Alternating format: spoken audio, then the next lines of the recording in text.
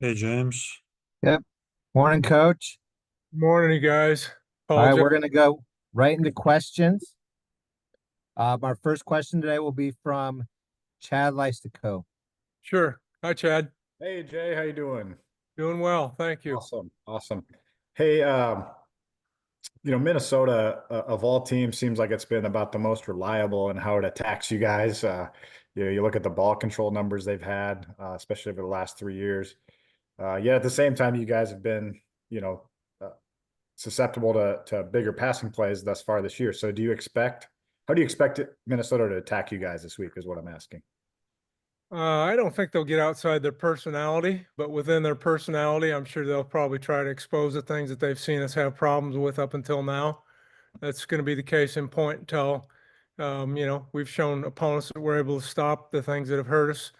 That's kind of copycat football, if you will, throughout the season. That's going to be ongoing. I think every week you got to look at what you did, not only the previous game, but throughout the course of the season that other people are going to be watching and try to prepare yourself to be able to, to stop it and do a better job against it when it presents itself again.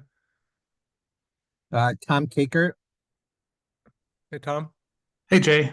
Hope you're doing well. Yeah. Wanted to ask you about the four freshmen that we haven't got to see yet, the scholarship players, and how they have developed along the defensive line so far. Well, there's not a lot to report there simply because they're all on scout team right now. We do get a little time at the end of practice on Mondays, Tuesdays, and Wednesdays, particularly Tuesdays and Wednesdays with those guys, where they get to work our schemes and stuff. But honestly, probably 75% of the practice they're on the offensive side of the field, being scout team guys for the special teams or scout team guys for the offense.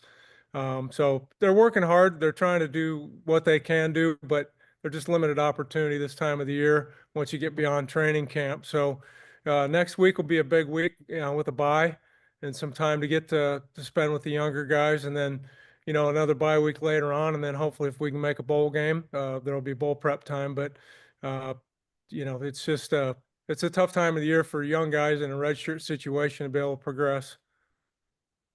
John Steppe. Hi, Jay. Good to see you. Hey, John, good to see you as well.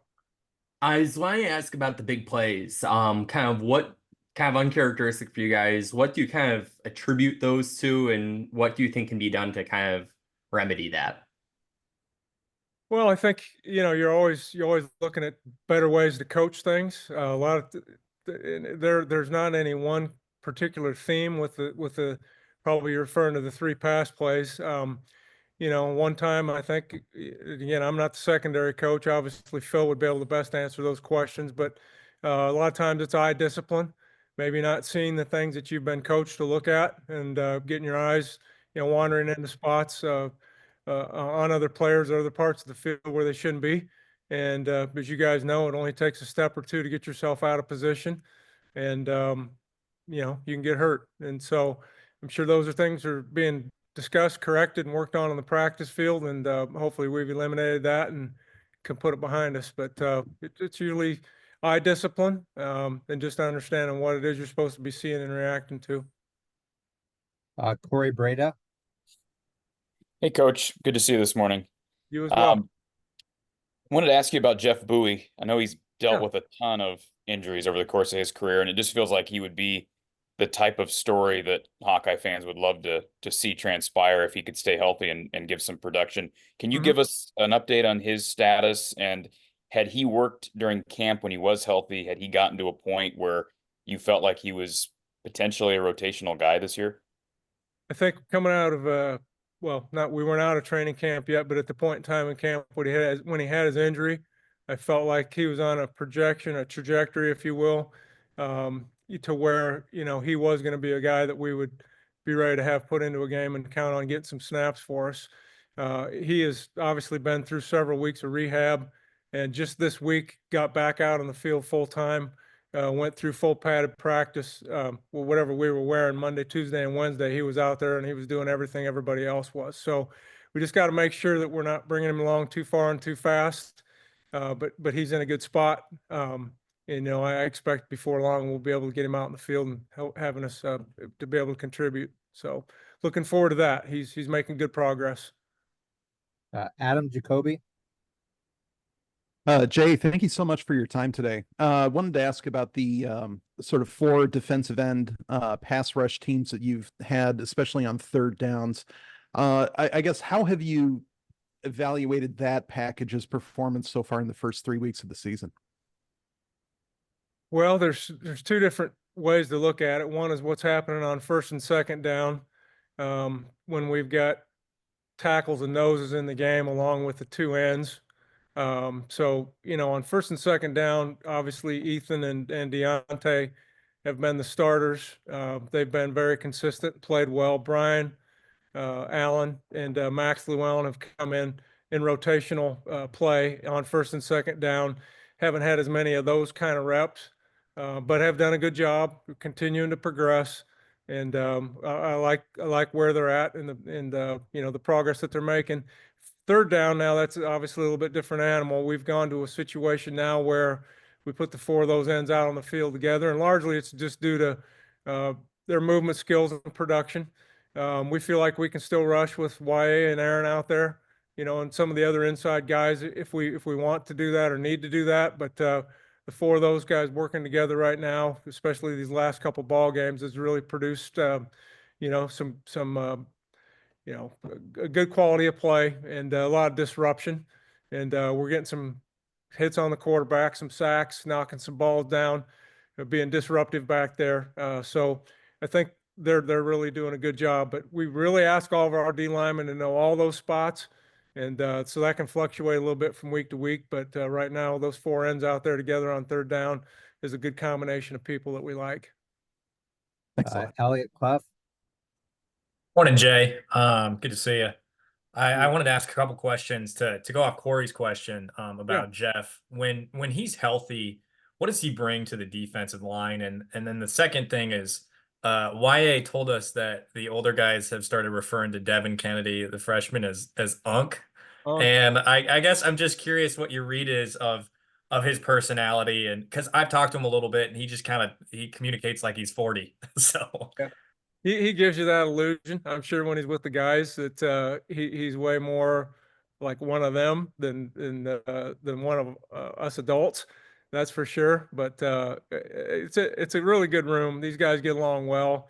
Obviously, they've got a lot in common and that they do together and spend time outside of football, which is really good. It trickles on over into the room. But yeah, he kind of presents himself as a kind of more adult, more mature, way he dresses, the way he talks and acts and all that. But I'm sure there's plenty of times outside the room and outside the field where, he's more or less just one of those guys. But yeah, a lot of fun.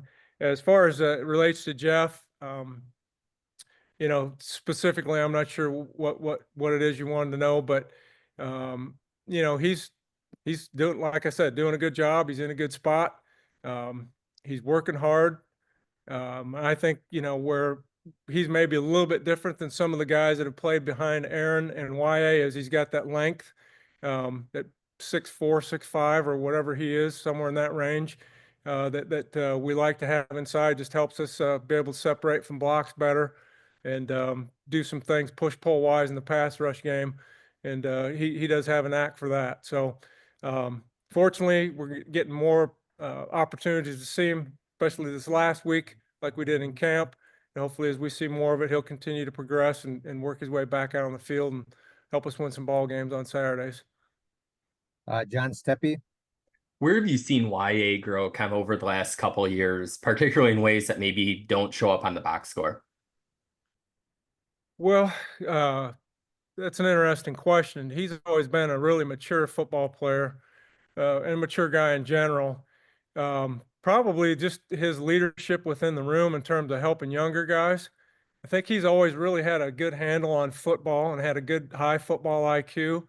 Now where it's really affecting the rest of the room is by how he's pulling guys aside and just teaching them the little intricacies of the position and really sharing his knowledge and expertise in that area. And I know it's one thing for a coach to tell a player something, And then it's another thing for a player to tell a player something, as long as that player is respected, which he obviously is.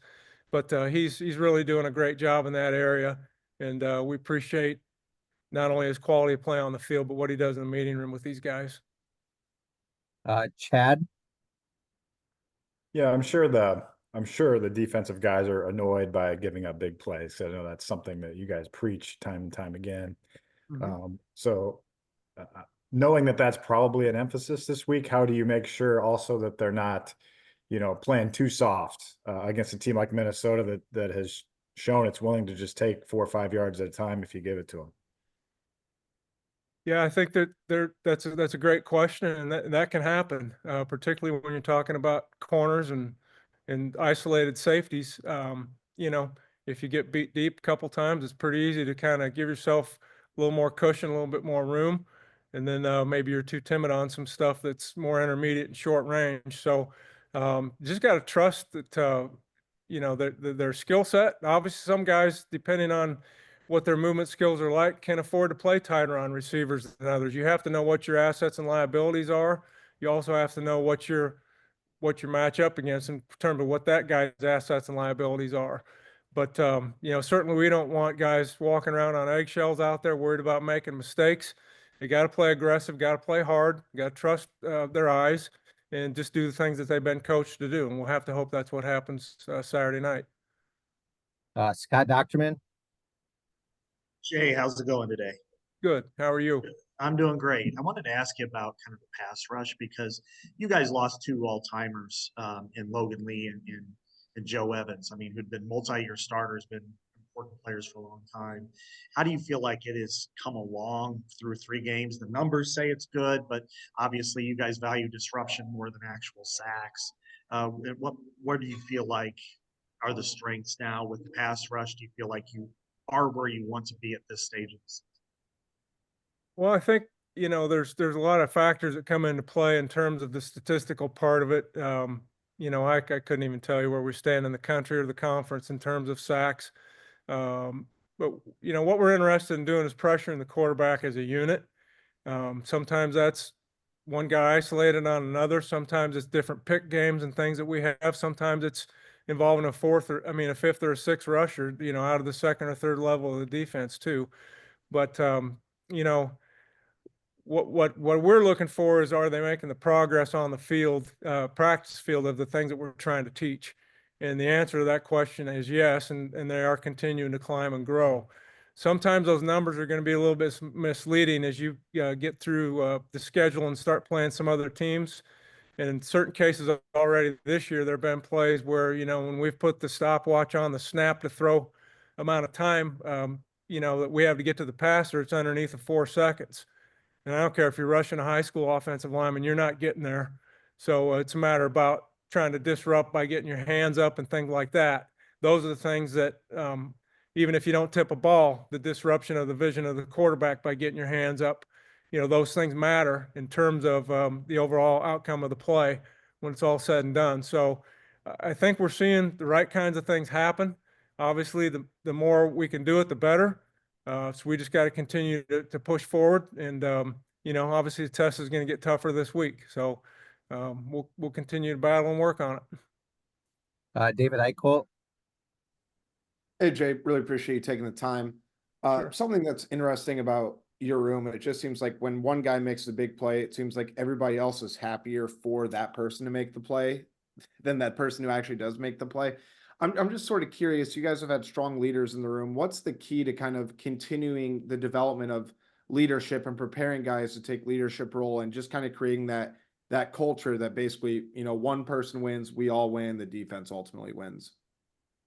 Yeah, I mean, I think it just comes back to I mentioned it earlier, we want to succeed as a group. We want to work together as a unit.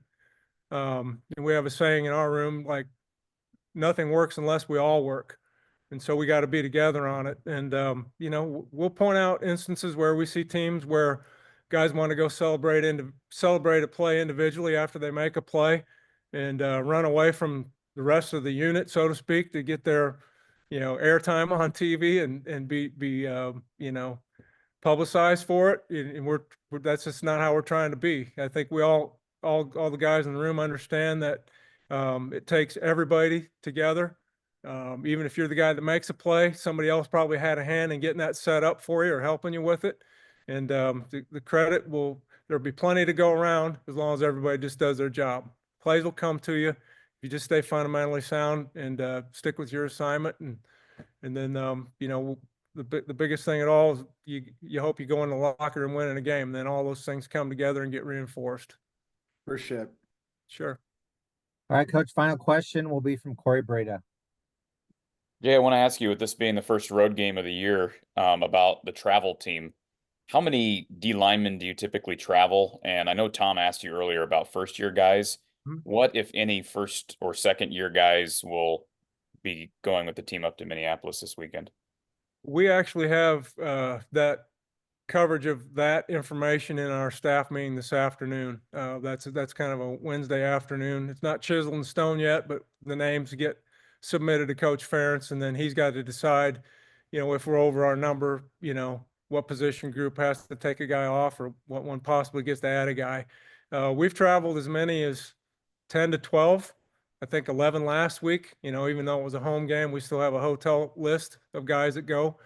I'm not sure if that's going to fluctuate this week or not. We've got to get in there and first of all, decide within the D-line room what that number looks like, and then on the defensive side of the ball as a whole, and then take it to Coach Ferentz, and he's got to weigh out offense, defense, and special teams all together, and then we'll come up with a consensus as a staff. So it's not a very good answer to your question, but that's kind of how the process will work. All right, perfect. Appreciate your time this morning, Jay. Okay, thank you guys. Appreciate Have a your good one. coverage. Yep.